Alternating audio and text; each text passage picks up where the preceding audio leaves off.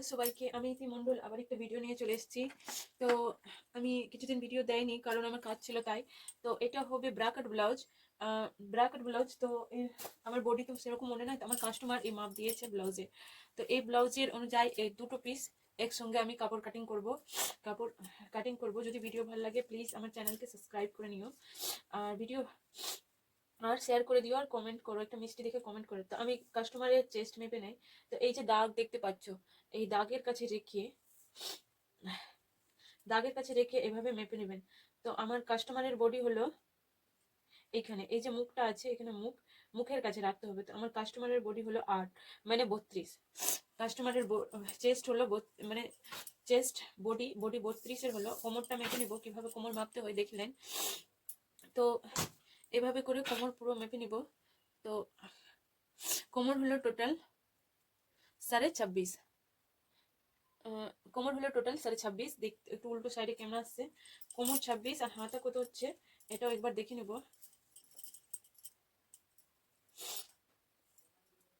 হাতা হচ্ছে 4.5, 4.5ও হয় না, 4.5 থেকে 1 সুত কমই আছে।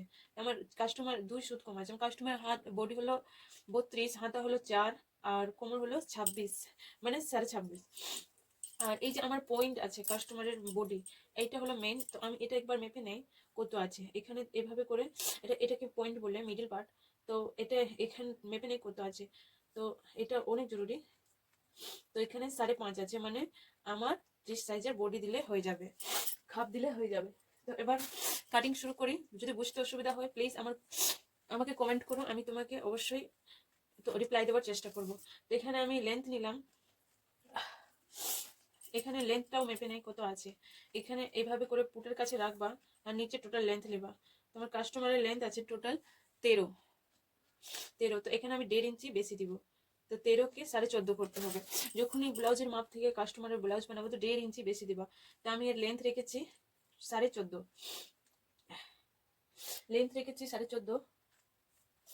আর পুট রেখেছি 5। এটা ডাইরেক্ট পরে কাটিং হবে। পুট রেখেছি 5, মোহরা রেখেছি 5.5। আমার কাস্টমার বডি ছিল 32, তাই 4 8 32, 8 দিলাম। তারপরে 1.5 ইঞ্চি এক্সট্রা, এটা সুতি কাপড় আছে তাই 1.5 ইঞ্চি এক্সট্রা দিলাম। আবার লাইনিংওয়ালা কাপড় থাকলে অবশ্যই আমি 2 ইঞ্চি কাপড় বেশি দিতাম।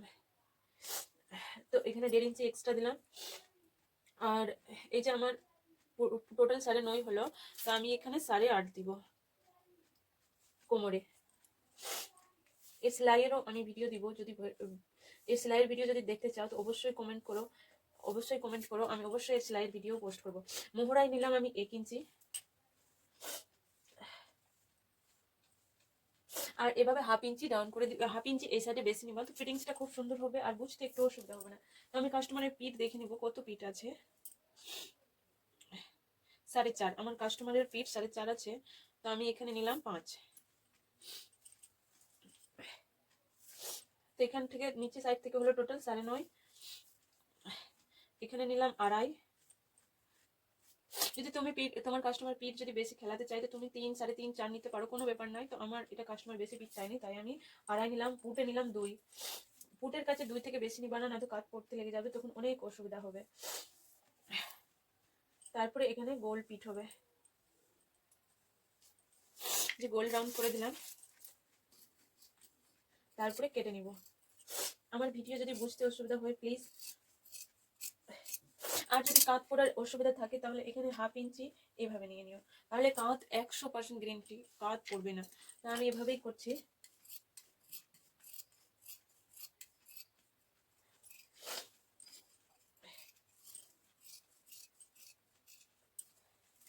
একটু আমি কাপড়টাকে ঘুরে জানি কাপড় কাটার সময় কাপড় ঘুরাতে হয় না, মানে নিজেকে ঘুরে নিতে হয় কিন্তু কাপড় ঘুরাতে হয় না। তো আমার একটু অসুবিধা আছে কারণ আমার পায়ের কাছে আমার ফোড়া হয়ে গেছে, তাই আমার উঠতে অনেক অসুবিধা হচ্ছে। ওটার জন্য আমি ভিডিও পোস্ট করতে পারছিলাম না কিছুদিন, ভিডিও পোস্ট করে নিই, বানাইও নি, সেলাইও করে নিই। তা আজকে হালকা ব্যথা লাগছিল, তো বসে বসে আমি জাস্ট কাটিং করছি। সেলাইয়ের ভিডিও পরে আমি পোস্ট করব, কারণ আমি এখন সেলাইয়ের ভিডিও দিতে পারবো না,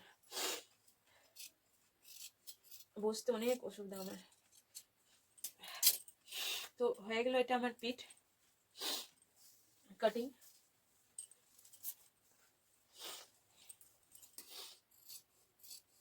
তারপরে এটাকে গোল মানে সমান সমান কেটে নিলাম।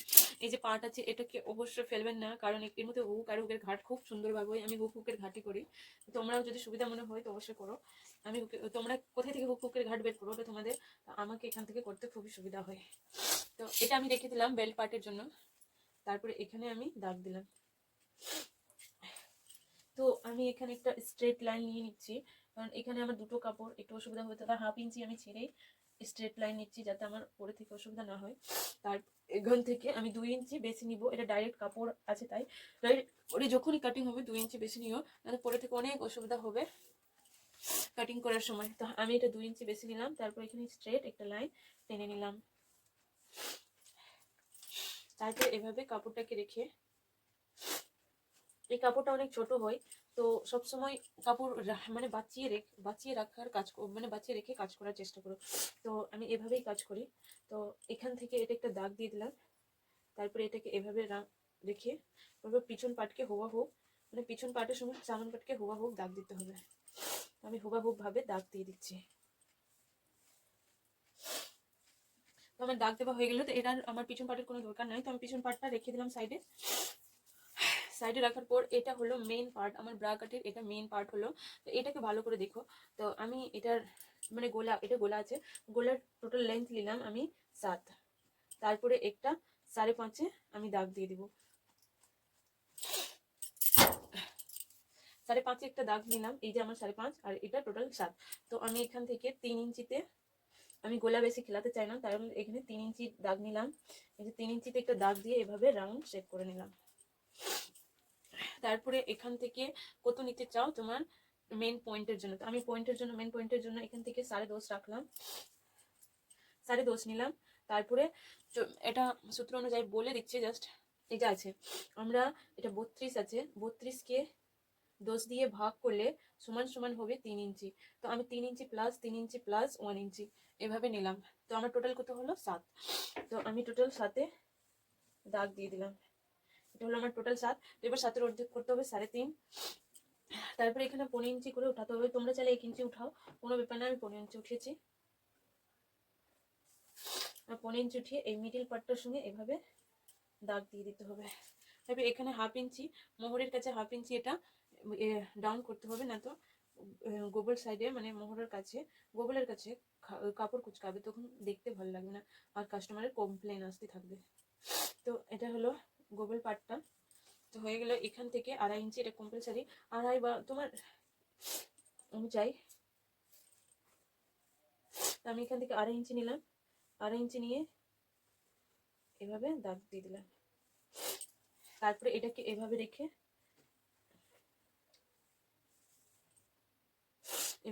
ওটাকে দাগ দিয়ে দিলাম। তারপরে এখান থেকে কত আছে, নিচে পার্ট 4, আমি 4ই রাখবো, বেশি রাখবো না। তো 4, তো এই লেন্থ নিয়ে নেবো টোটাল 7, যেটা উপর সাইডে নিলাম, সমান দাগ দিয়ে দিলাম। তারপরে এখান থেকে নিতে হবে আমার 1.5 আর 2 ইঞ্চি রেখে দিব। 2 ইঞ্চি রাখার পর 1.5 আর 2 ইঞ্চি রেখে দিব। 2 ইঞ্চি রাখার পর যা হবে ওটাই। আর এখান থেকে 1/2 ইঞ্চি, এই যে 1/2 ইঞ্চি। আমার খাপ পুরোপুরি হয়ে গেছে। তারপরে এই সাইডটা একটু সলিড করার চেষ্টা করবো, যেহেতু ওখানে আমি কম নিয়েছি। এখান থেকে আমি নিব 5.5।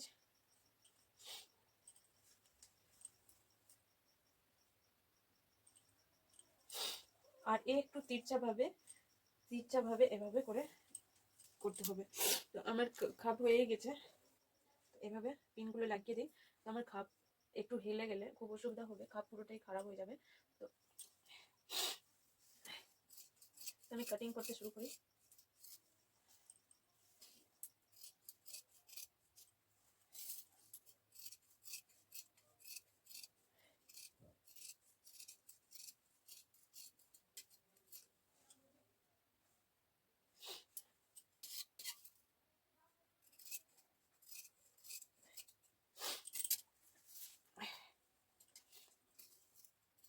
কাটার ভিডিওটাও ভালো করে দেখে নিও, কারণ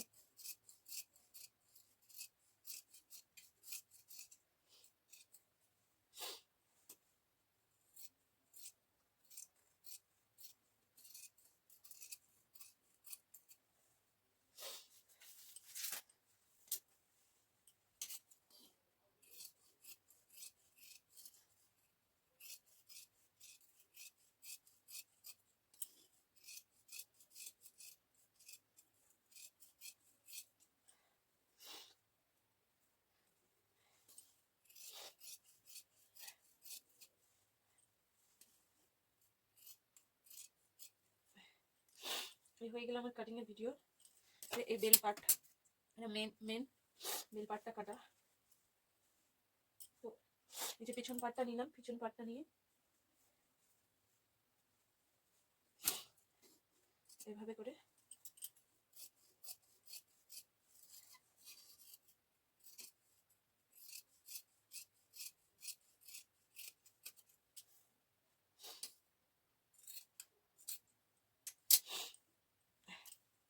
যে আমার ঘাট কাটিং হয়ে গেছে।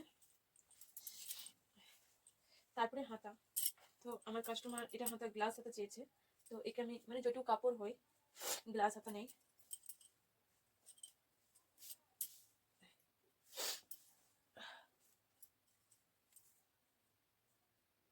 টোটাল আছে 9, চোখটা কোথায় ফেলে দিলাম রে। টোটাল আছে 9। তো এখান থেকে আমি নিলাম 6.5 স্ট্রেট দাগ টেনে ডাউন করলাম 3 ইঞ্চিতে। গ্লাস হাতা যখন হবে ডাউন 3 ইঞ্চিতে হবে, আর শর্ট হাতাতে 2.5 ইঞ্চি। কাস্টমারের হাত অনেক পাতলা, তাই আমি দিলাম টোটাল 6।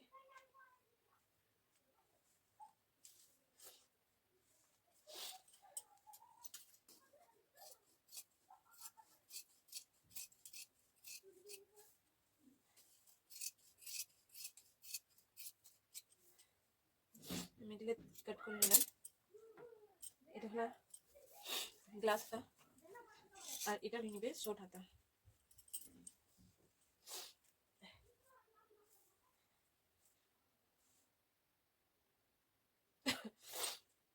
শর্ট হাতা এখান থেকে নিলাম আমি 6,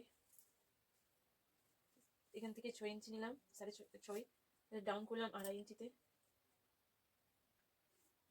তো যাবা ছিল ওটাই।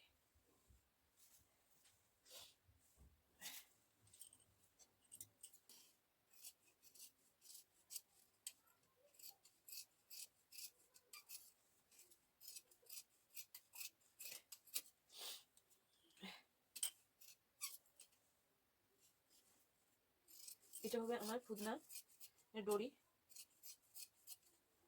এটা হলো ফুদনা। এর মধ্যে আর একটু অ্যাডজাস্ট কাপড় লাগবে বেশি। তারপরে এটা পাটটা আমি আড়াআড়ি কাপড়ে ফেলে দিলাম পিঠের জন্য। প্রায় 1 ইঞ্চির মতো রেখেছি আড়াআড়ি কাপড়ের জন্য।